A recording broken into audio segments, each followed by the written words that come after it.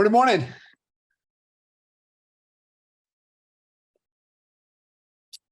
We'll let everybody jump in. I wanted to, Jay's running a little behind. He'll be jumping in a little bit. But I had a great call with my success. So entering my third year of strategic coach, and you get a program advisor and able to do some unstuck calls. And she shared a document with me that was put together by Dan Sullivan and the team back. Oh man, how long has it been? It's been a while. They put this back together, maybe at the beginning of yeah, in 2020, Q2 of 2020. But the manual. Hey, what's up? Good morning. So the name of the manual was, scary, success manual, scary time, success manual. And, really 10 strategies for navigating, challenging times. And, I've had it up, I've shared it with my team. I've gone through it a couple times, but just kind of, flipping kind of the situation into another thing that we can focus on, and the 10 strategies, and, really looking at, kind of the things kind of within our control. And it kind of talks about, choosing to be the solution, making sure that we're responding, not reacting. And, in every area of our life, what are we doing? What are we learning? Where are we, the capabilities, the skills, the things that we're doing to improve, and understanding, every situation is an opportunity to grow and become better. But one of the first strategies talks about, take the focus off of yourself and focus on others. And,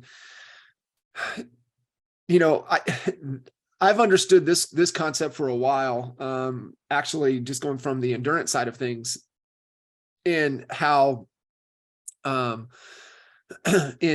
especially in long endurance races, right? You start to get the suck. And, it's one of the, the cool things is that when you're able to get a pacer with you at a certain point. And actually picked this little tidbit up from Goggins, and he said, when you're in the suck, and you've got somebody, focus on them, and it takes the pain off of yourself, and you get away from that. And so, us running with our teams, focus on our teams more, and, don't fall into that rut, to where it's the whole fight or flight, and also freeze, right? When we get into that kind of survival instinct. And the other thing too is to shorten our future.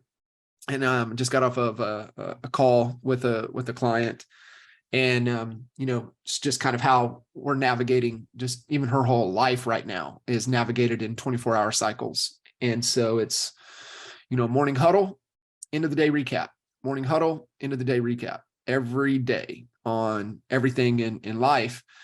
And so, my challenge or my question to you guys is, how are you bookending the day, right? What's that morning start? And then what's the end of the day shutdown? And being able to, make sure that we're bookmarking the day and keeping that cycle, real tight, and we're learning and we're making the adjustments, because that's really, how we maintain and how we build confidence. So really looking there, make sure we're doing the things within our control, really igniting that power switch daily. Coach Burton talks about pray drive. That's something that I've studied through, Tony Short's work with the power of full engagement of the physical, the mental, the emotional, and the spiritual, and making sure that we're doing the things daily to kickstart and flip those switches, is extremely important. But, there's really some really good strategies here, and some things to, be mindful of. Forget about your commodity, focus on your relationships, go deep with the relationships. Forget about making the sale, focus on creating value. Are we creating enough value? Are we solving problems? Forget about your losses, focus on the opportunities. Forget about your difficulties, focus on your progress. Forget about the future, focus on today. Forget about who you were, focus on who you can be. Forget about events, focus on your responses. Forget about what's missing, focus on what's available. And forget about your complaints, focus on your gratitude. And so there's just really good reminders. And, I know there's a lot of agents out there that might be struggling a little bit, but there's also a lot of agents out there that are crushing it. And they're, had talked with Matt and DJ yesterday morning, and he said, yeah, they had their best January and February in the last 4 years this year. And what they've been committed to are the things within their control. They're showing up ready. They're hitting the phones, they're making the calls, they're making the engagements, they're having the conversations, they're setting appointments. And that's really what it comes down to. It really comes down to doing the things there at the front end within your control, creating nurtures, creating opportunities, and then getting them into, some type of nurture sequence to where they don't fall through the cracks. That's it. I mean, keep it simple. And once it's simple, then can we multiply it? And that's really the key, is to be able to do that. It's Power Hour Q&A. I know Jay's hung up on a call with Pierre up in Canada, and so he's going to probably jump in with us when he can. But I do want to open it up to any questions or anything that you guys have on your mind. What's working, what's not working, anything to maybe kickstart this week for you. Kevin, good morning. What's on your mind? Good morning, John. Not a whole lot. I don't really have any questions for you. Sorry, I'm not contributing in that way, but wanted to jump on here. I've got limited time today, but anytime I can jump on here, I do. I value everything you said. That opening, I just love love the things you come up with. I mean, you seem to rhyme them off like as if they're just part of you, and that whole intro was just absolutely phenomenal. So I value you. I appreciate you and your time. And anytime I can get a chance to come in and listen to you, I find I just leave the meeting so much more energized.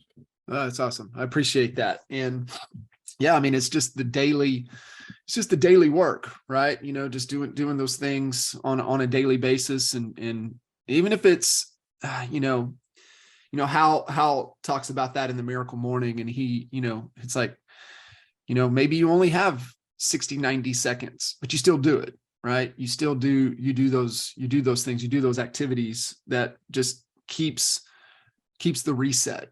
And then, then it just comes down to, kind of looking at that, what keeps us in there, from going from the action, the commitment, the action, to developing the skill sets, to getting the small wins, to build confidence.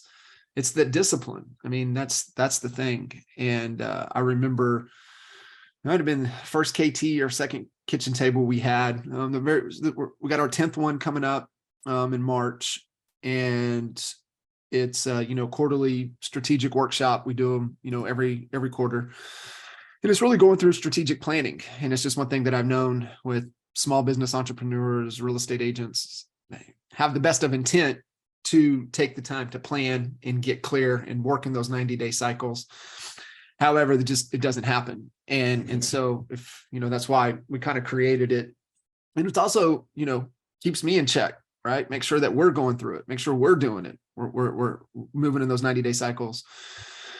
One thing I'm proud of is that I see there's not a lot of people on the call, but two happen to be agents that I attracted, Martin and Gary. Yeah, love it. I mean, it's just showing up, getting plugged in. I mean, that's the biggest thing. And staying, the most powerful thing for us is distinctions. And sometimes it's just you hear something, and you maybe have heard it several times, but maybe you hear it a different way, and that light bulb goes off. And now we have a distinction to where we have a new level of awareness. And then from awareness, now we can make a choice. Now we have a choice. It's impossible to make a change without a level of awareness. And so being able to have that, but my point with the kitchen table story was Renee Velasquez asked, she jumped in, she asked the question. We were sitting there that evening and she said, you've worked with a lot of incredible agents at all different skill sets, levels, stages. This month is my 11th year this month of one-on-one coaching.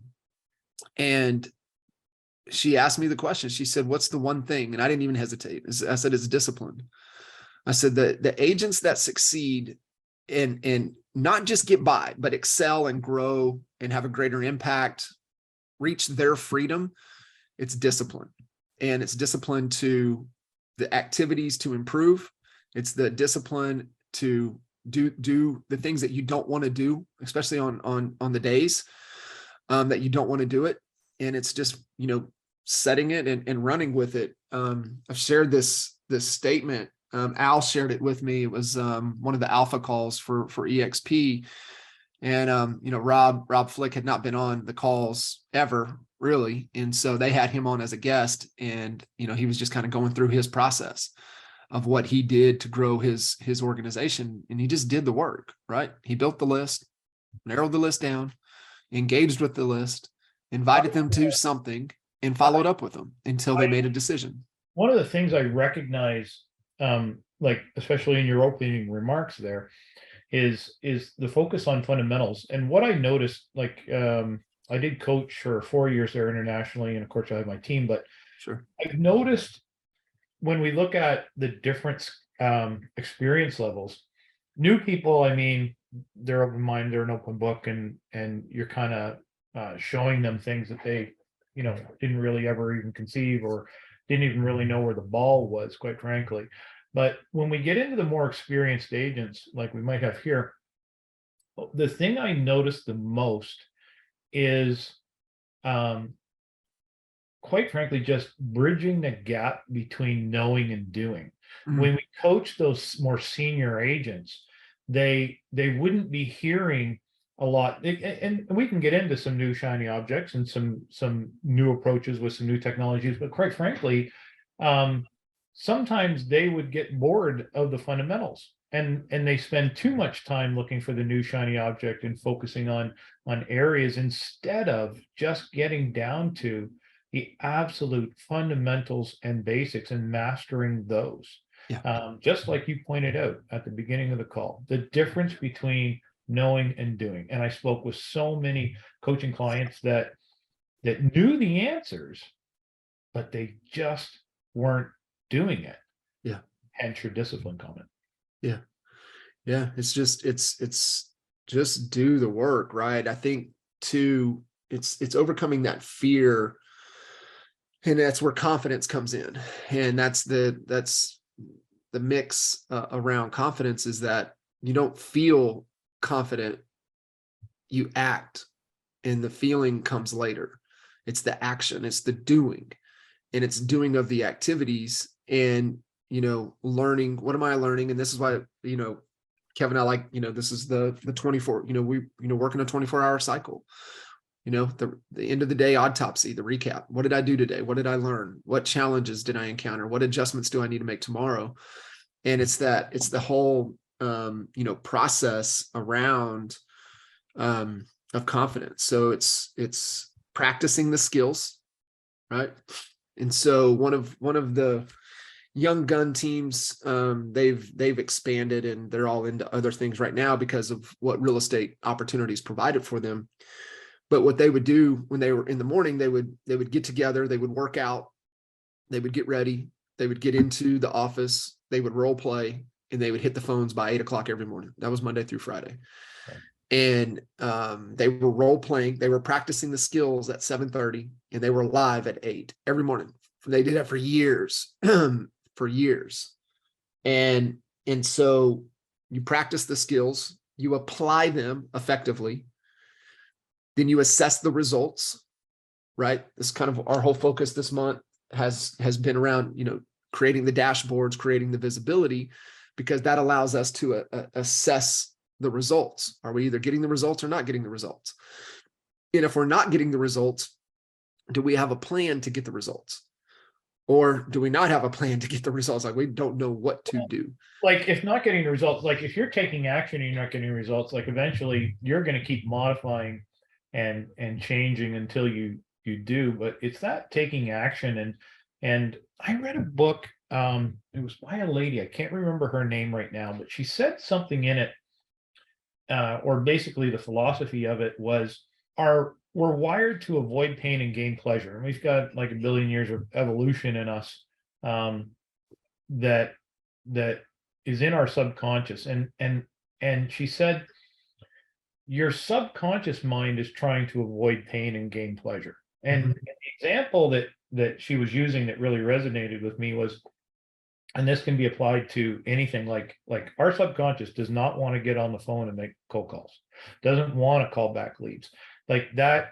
Everything in our subconscious associates that with pain and rejection and everything else. And so what happens, she describes the scenario where, like, we'll take getting up in the morning, for example, to go work out. You're going to get up early, you're going to get up, work out. And the funny thing is, it's made, once I knew this was happening, but until she told me, it never really clicked. And that was, our subconscious tries to trick us into not doing things that would cause pain. Working out in the morning, getting up. And she said, you have to make the decision ahead of time.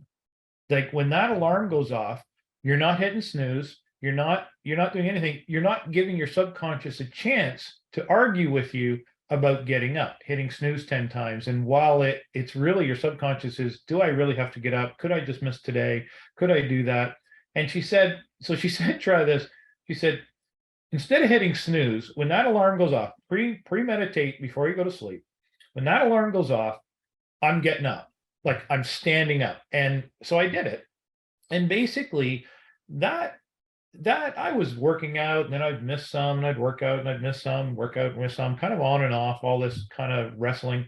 When I started doing that, and I still do it to this day, like it was hard. Like when you premeditate it, I jumped up, like it's winter in Ontario and it's 40 below and I'm standing in the room in my underwear in the dark. I don't even know which way's up yet because the alarm went off 10 seconds ago.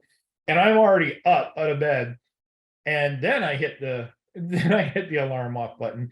It doesn't give you a chance for your subconscious to trick you. And if you look carefully at it throughout your day, and I'll use this with respect to calling back leads. Listen, generating leads is the easy part. Like, I mean, you don't have to work too hard. Martin and I were working on it there the other day. We literally have a dial. We can have as many leads coming in as we want, right? Yeah, you're tweaking to get cheaper and stuff, but that's the easy part, quite frankly.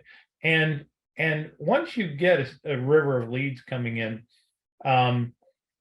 you have got to be on them, right? Like you've got to be making them call. But our subconscious, that's the last thing we really want to do. And time blocking and not letting anything interfere with that time blocking is a really great idea. And I'm time blocking now throughout the day. Like in the morning, you talk about morning rituals. One of the things I do is I set alarms to go off before my next time block, whether it be an appointment or something I've got to work on. And I'm bringing my time blocks down in more narrow sections. But I just thought that what she said, I wish I could remember her name. I'll bring it next time. It sounds kind of like part of Mel Robbins stuff, Mel right? Robbins, that's it. That's her name. Yep. That's it. It's the 5-second rule. Yep. Mel Robbins. And of course you would know. Like, it is the tool. Yep. When you don't want to do something, you apply that 5, 4, 3, 2, 1, move, like physically move your body. And that puts you into action, that puts you into it. It's like, I mean, I have my team goes through it. It's because you've got to grasp the concept. It's not counting up, it's counting down. I mean, she explains it all. And I mean, you articulated it very well. If you watch carefully, that little voice inside you, know that it argues with you. And Oh, and yeah. it's smart. It knows you, right? Right. It's gonna try and try the different angles to avoid pain and gain pleasure, right? Yeah. Short-term pleasure instead of the long-term gain. It's gonna try, and you will hear it saying, like, you'll go, like, it's almost an argument with it, right? Like, no, right, like, but if you really watch for it, you will see your subconscious trying to play tricks on you to get you to avoid the things that are going to cause immediate pain. And I recognize it now in my life in a lot of things that I do, and it just recognition of it is pretty important. And don't give it, like you said, you're 5, 4, 3, 2, 1. Just like get moving. Like, don't give it the chance to argue with you, because that's what Mel was pointing out. When people are hitting the snooze, there's a conversation going on, and it's arguing with yourself about what you're doing and why you're doing it, and whether or not you can modify the short-term circumstances to avoid that pain. So anyways, just thought I'd throw that out there. No, I'm glad you did. It is a fantastic tool, right? So we talk about, you've got the tool belt, the toolbox, and the tool shed, and there's certain things that we need to carry on in our tool belt with us at all times. And the 5-second rule is something that needs to be with us at all times, because we just meet that resistance, right? We're just, like you said, we're hardwired, and it's no different. Like, I mean, when I run, I don't want to do it. Then I get going, and then my body's like, stop, this hurts, stop. But I just know that if I just keep going, just push through about another 3, 4, 5 minutes, then everything's going to calm down. And I think that's the same thing. We just take action, get going. We know we're going to meet the resistance, just push through it, and you get into that flow, right? I mean, think about that. Even we've been making phone calls, and you get that one good call, you get that connect, boom, then it's like going. It's like playing golf, right? Just shanking it everywhere, but you hit that one good shot, you're coming back. Listen, John, I hate to do this. Yeah, I wanted to jump in here because anytime I get a chance, I want to listen to you, but I do have to run. So I appreciate you and everything that you do. You got it, man. Appreciate you jumping in. Thank you. Thanks, brother. Bye-bye. Guys, we got about 5 more minutes before we're going to jump. We have a tool that we utilize to help us with increasing headcount, our attraction efforts. It's the Honey Badger app with Rapid Funnel team. They're the team that has created that tool that we utilize, and has all of our content in there that we utilize to increase headcount and grow our teams and our organizations. And so we connect with them at 11:30 Central every Tuesday. So we'll be jumping over there in a few minutes, but do have a couple minutes. If there's anybody that has a pressing question or something that they want to kind of talk through, feel free to jump in. We did announce that I think summertime, June, I think we're looking to do the NAEA boot camp. We're going to do it virtual. Just finding right now, it's just so much stuff going on, but with all of us all over the country, being able to get us all together with travel is a bit of a challenge. So we are going to be doing the boot camp virtual June, it looks like June 7th, 8th, and 9th. So if you guys want to be on the lookout for that, it's just really breaking down the basics, the fundamentals, and being able to have that ability, that skill set really on the listing side and the buy side. Is the entire process, right? From we generate a lead until lifetime value, we build a client for life. So being able to walk through that process. Any questions, thoughts, challenges? Hey, Barbara. Hi, I haven't, this is my first meeting with you, John. I haven't participated in Honey Badgers that much, so my apologies, but I'm going to start. With agent attraction, what are the best trainings that you guys offer that I need to plug into on a regular basis? Yeah, go to do you have the Rapid Funnel tool, the Rapid Funnel app? I think I downloaded it probably like a year ago. I don't know if it's the same one. Yeah, Honey Badger app. So you can jump in there. There's the coaching tab in there, and it has all the trainings. But it's the agent attraction training to walk through. Stasic did a presentation not too long ago to where he was He recorded it. He did a live training and they recorded it and then they chopped it up, but it's the actual training to walk through. The biggest thing is just to keep it simple, right? But if you go through the agent attraction training, and that might even be the URL, but it's inside the Rapid Funnel tool. Your go-to resource is honeybadgernation.com. Honeybadgernation.com has all of the resources and everything there, but the agent attraction training is actually loaded inside of the Rapid Funnel tool to be able to have access to at any time. But yeah, it's really getting back to the basics, the fundamentals, right? Build the list, whittle the list, reach out, engage of something of value. The biggest thing is invite. What I would tell you, have you plugged into any of the Expert Mentors live series that I've done? If not, no worries. There's three of the Expert Mentors that are the best for agent attraction. Outside of the where Jay and I talk about the wealth chart is a fantastic one. But the one that I did with Dan Hilsman is probably one of the best of building the foundation of what you do. The second is with Andre LaFountain on the outbound. And then the second one I did with Vincent Koo. And he hits on the key points for agent attraction. And what Vincent says, he says, no matter what, right? You build the list. He said, but if you want to succeed at agent attraction, you become world-class at one thing. You become world-class at inviting.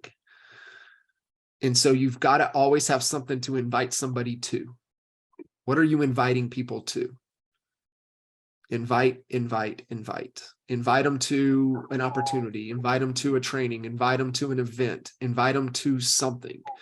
And that works even working with buyers and sellers. Like you should have Coach Burt calls it a showcase. You should have something to invite them to at all times. I mean, an open house is an event, inviting them to an open house, right? So inviting. But those are the three. I don't know the EML numbers.